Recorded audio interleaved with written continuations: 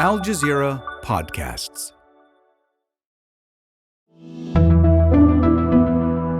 Today, Chicago tests the Democratic Party. Killing children is a crime! Free, free Palestine! With all eyes on the Democrats, will the U.S. use its influence on Israel to secure a lasting ceasefire? I'm Kevin Hirten, and this is The Take.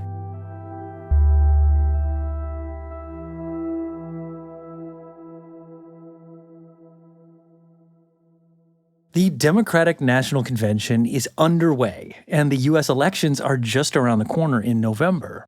All of this is happening as Secretary of State Antony Blinken is in the Middle East working to finalize a ceasefire agreement. It's his latest of 9 trips to the region. He's warned that now may be the last chance to secure a deal. In a very constructive meeting with Prime Minister Netanyahu today, he confirmed to me that Israel accepts the bridging proposal, that he supports it. It's now incumbent on Hamas to do the same. And last night at the DNC, President Biden emphasized the urgent need to bring about a ceasefire. And finally deliver a ceasefire and end this war. Those protesters out in the street, they have a point. A lot of innocent people are being killed on both sides. The Take is on the ground in Chicago, covering the DNC and speaking to protesters who are themselves calling for a ceasefire. They say they won't stop until the fighting stops. Here's Malika Bilal. The DNC began officially on Monday, but the protests have been going on for even longer than that. People were in the streets of downtown Chicago from Sunday. We're at a protest right now that's expected to be one of the largest of the week, but even more are planned. People are chanting, they have their signs, they have their T-shirts. In front of me, Jews say, "Stop arming Israel." That's just one of the many T-shirts that groups of people have come together to show what they're here for, show what they're about. I am here to push the Dems to step back from this disastrous policy of supporting and indeed participating in this genocide. I am Callie Madoff. I am a professor at the University of Chicago, and I am here with faculty and staff for justice in Palestine at the University of Chicago. I represent a lot of American Jews who are with us here today. This is not a Jewish versus non-Jewish issue. Yep. This is not anti-Semites versus Zionists. This is about ending an actual literal genocide. There have been some announcements that a ceasefire is imminent. Is that enough? Will that allow people to go home who are out here protesting? I mean, it depends on the conditions of the ceasefire. If it's a week ceasefire or a 6-week ceasefire for polio vaccinations, is that better than nothing? Yes. Is it enough? Absolutely not. Right? We don't just push pause on a genocide. And honestly, if they manage to fix that today, I'm going to be really wondering why they didn't fix that for the last 10 months.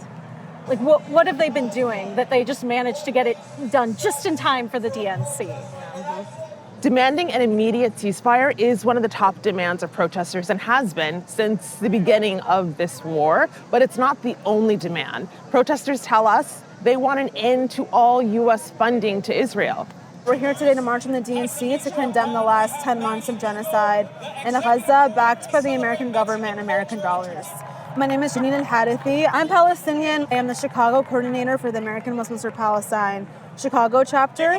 We want the bloodshed to end 100%, but we want the bloodshed to end indefinitely. We want the money that Israel uses to bomb hundreds and thousands of Palestinians in Gaza and also just occupying them in the West Bank. We want that sanctioned. We want that gone. So we are not going to stop until we see a free Palestine. There's been a lot of talk about the excitement that the introduction of Kamala Harris has brought to the Democratic ticket. And while that is palpable in the arena, here the protesters remain skeptical. They say nothing is worth getting excited over until they see actual change. Free, free Palestine! From the river to the sea! There are a ton of moving parts to this story. It is playing out from Chicago to Washington to the Middle East. To get across all of it, I spoke to Al Jazeera's Ali Harb, who is in Chicago as well. So, Ali, this convention is happening as ceasefire negotiations could be building steam, I guess you could say. President Biden and his administration seem cautiously optimistic. But when you drill down, there is a lot of reason to temper that optimism. Can you just outline the state of play, where things stand at the moment?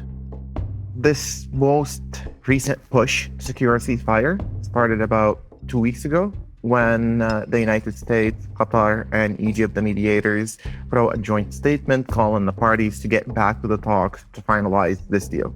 And this comes under the shadow of the assassination of Hamas chief Ismail Haniyeh in Iran and the killing of a top Hezbollah commander in Beirut, risking a major regional escalation. So it's always understood that maybe these ceasefire talks could lead to an end to the war in Gaza to diffuse regional tensions.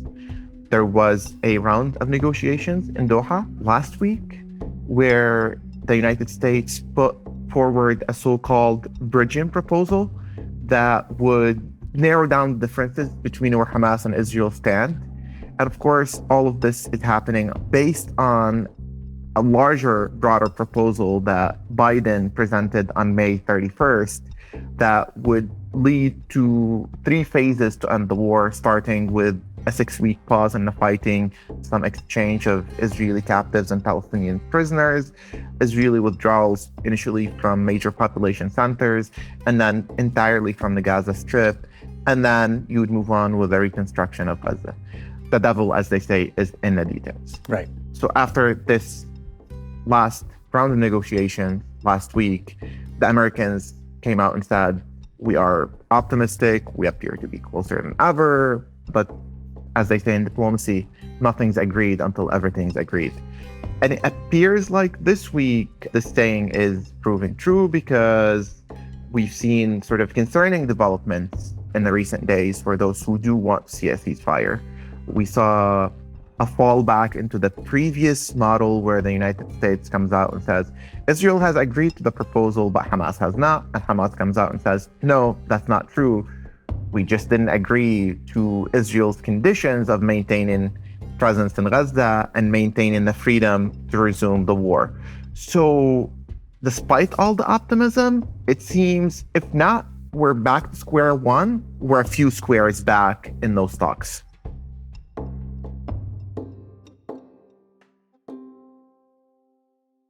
Hamas says Israel is changing the terms of the deal while refusing to budge on at least 3 major sticking points. Israel wants to keep forces between Egypt and Gaza, which Egypt is not happy about. It wants to screen civilians returning to their homes to check for weapons. But most importantly, this bridging proposal doesn't permanently end the war. Why is that such a huge sticking point for Hamas? Because Hamas, like not just Hamas, Palestinians in general, they don't want a little pause. You know, you feed the Palestinians, you surge humanitarian aid into the territory, and 6 weeks later, you continue to bomb and kill them, right? And for Hamas, there's the issue of the captives, because those 100 and some captives are huge leverage that Hamas can use in future talks.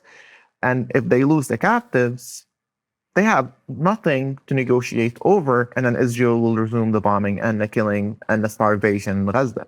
So ending the war is a non-negotiable, or appears to be a non-negotiable element for Hamas. But all the other elements are also very important for Gaza.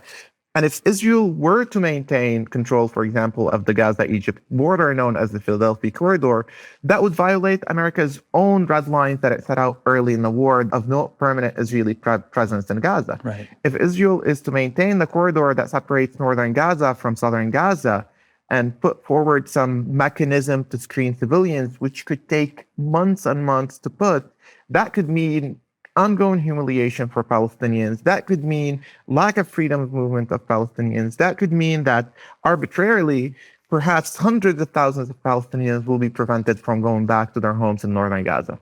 So that is not a ceasefire proposal, if that's really what the proposal is. That is a massive gift to Netanyahu to buy him more time to continue the war, while hoping that the lull in fighting would dissuade Hezbollah and Iran from attacking Israel. After the break, a divided Democratic Party.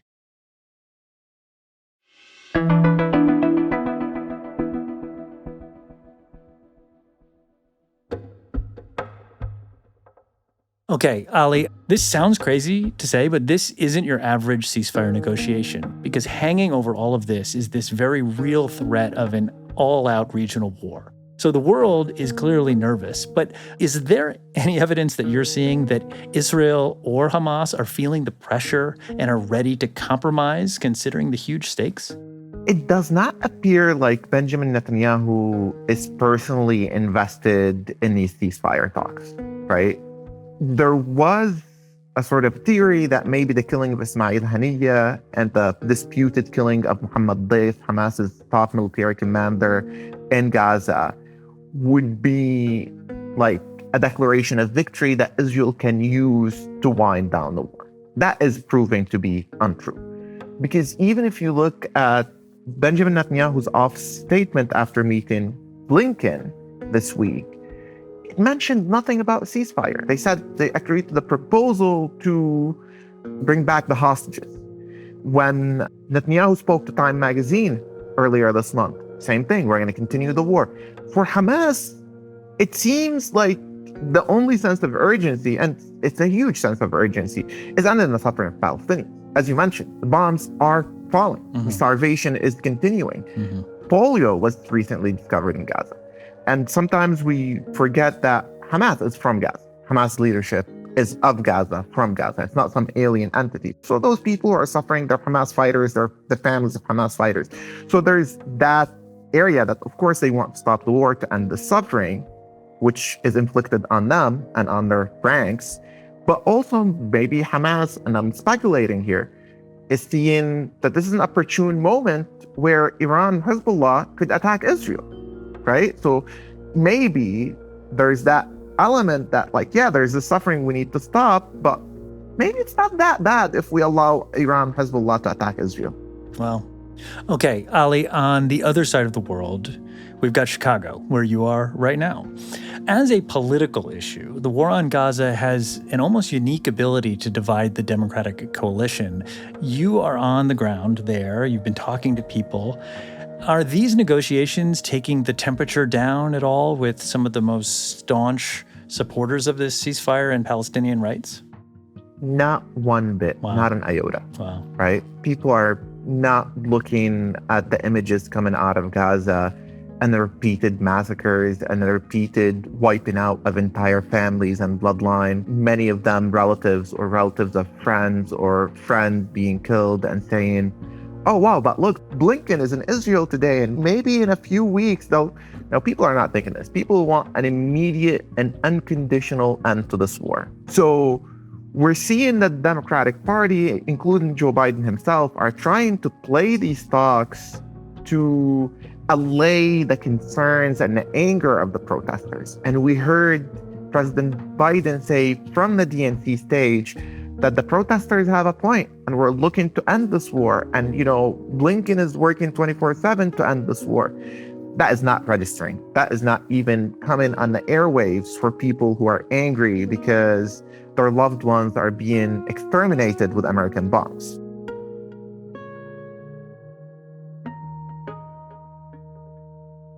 The protesters on the ground don't want some protracted negotiation process that may or may not lead an end to the war. They want an end to American support for Israel.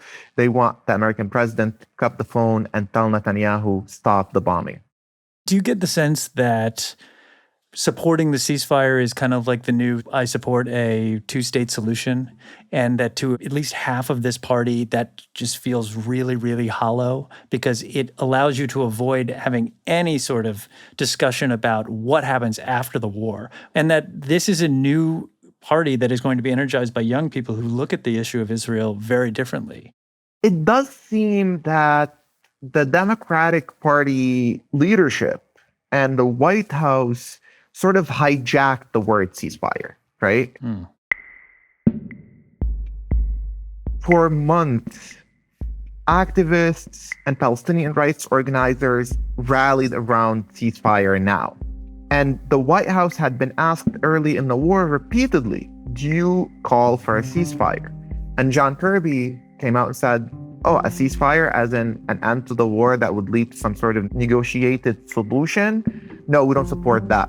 because Israel has the right to defend itself and has the right to continue its military operation. So they didn't shift their position in support of a ceasefire, in support of saying, stop the fighting now, and let's figure out what happens next, and let's negotiate over the future of Gaza, not negotiate over stopping the fighting. Instead, they just took the word ceasefire and put it on what they had been doing all along since the early days of the war.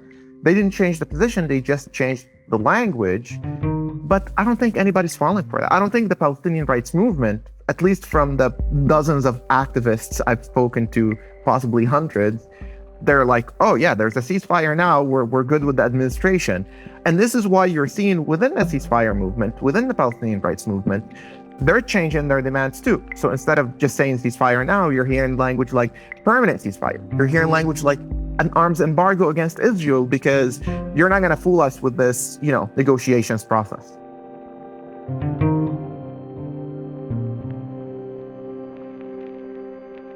I wonder if, again, this is not just a ceasefire. This is a ceasefire to prevent a all-out regional war, which could easily escalate into something even bigger. Do you get the sense that, from a political perspective, the Democrats might be whistling past the graveyard? That there is a practical interest in stopping this war and stopping a larger war, because whoever takes over the White House is going to have to deal with that war, and it might dominate their entire presidency.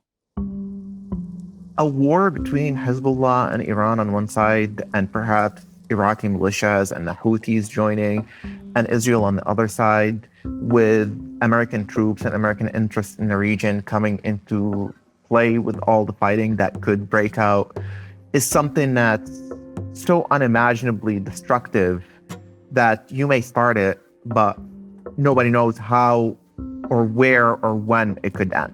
It could change the face of the Middle East and the whole world for generations. It seems like 2 weeks ago, the Americans had a sense of urgency about this. And it's waning, perhaps because they're calculating, they have intelligence, they have information that we don't know, that Iran is not really interested in attacking Israel in retaliation for the killing of Haniyeh. Perhaps because they're busy with their convention and they're sort of, let things play out. But certainly, if they want Kamala Harris elected, and if they want Kamala Harris to oversee an age of global peace and prosperity, rather be a president of a generational war, they would be pushing with all their might to secure an end to the war in Gaza. Because, I'm saying end to the war because the word ceasefire has been skewed and has been taking different meanings, including that Israel will be able to resume the fighting and keep its troops in Gaza. Yeah. Has there been anything that surprised you that you've learned from maybe some of the younger people that you've talked to about their grasp of the issue and why this seems to be like a generational issue that's uniting people on the Democratic left? Well, on the left, and the protests and the uncommitted movements, spaces, there's a very clear understanding of this issue.